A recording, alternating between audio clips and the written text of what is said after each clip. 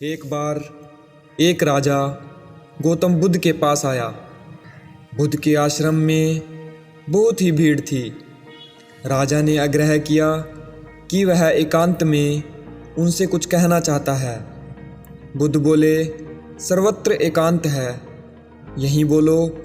राजा ने कहा कि मैं संन्यास करना चाहता हूँ। यह सुनकर बुद्ध थोड़ा गंभीर हो गए।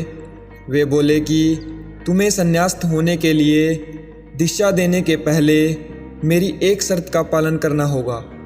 राजा ने आश्वस्त करते हुए कहा कि जब दीक्षा लेनी ही है और संन्यास्त होना ही है तो शर्त मंजूर है। बुद्ध ने आदेश दिया कि अपने कपड़े उतारो, जूते उतारो और नग्न हो जाओ और अपनी राजधानी के राजमार्गों पर स्वयं को जूते मारते हुए चक्कर लगा कर आओ। राजा ने वही किया। वह नग्न होकर स्वयं को जूते मारता हुआ राजधानी की सड़कों पर घूमने लगा। उसके चले जाने पर शिष्यों ने बुद्ध से कहा कि जब हम दीक्षा लेने आए थे तब तो आपने ऐसे कठोर शर्त नहीं लगाई थी। आप तो स्वयं कर्ण अवतार हैं, फिर राजा के साथ ऐसा कठोर व्यवहार क्यों? बुद्ध बोले, जब तुम लोग संन्यास लेने आए थे तो तुम्हारे अहंकार बहुत बड़े नहीं थे, इसलिए तुमसे द्वार द्वार भिक्षा मंगवाकर ही काम बन गया था।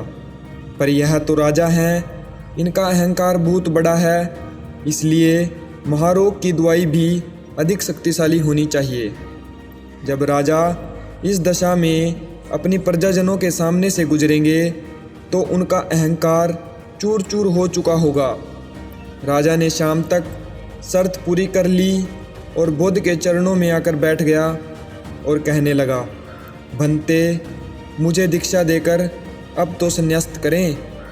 बुद्ध ने राजा के सर पर मुकुट रखा और कहा कि अब तुम्हें संन्यास लेने की ज़रूरत नहीं है, जाओ और स्वाभिमान छोड़कर सेवक भाव से राज्य करो। अब तुम एक राजा नहीं बल्कि राजश्री हो चुके हो। धन्यवाद दोस्तों।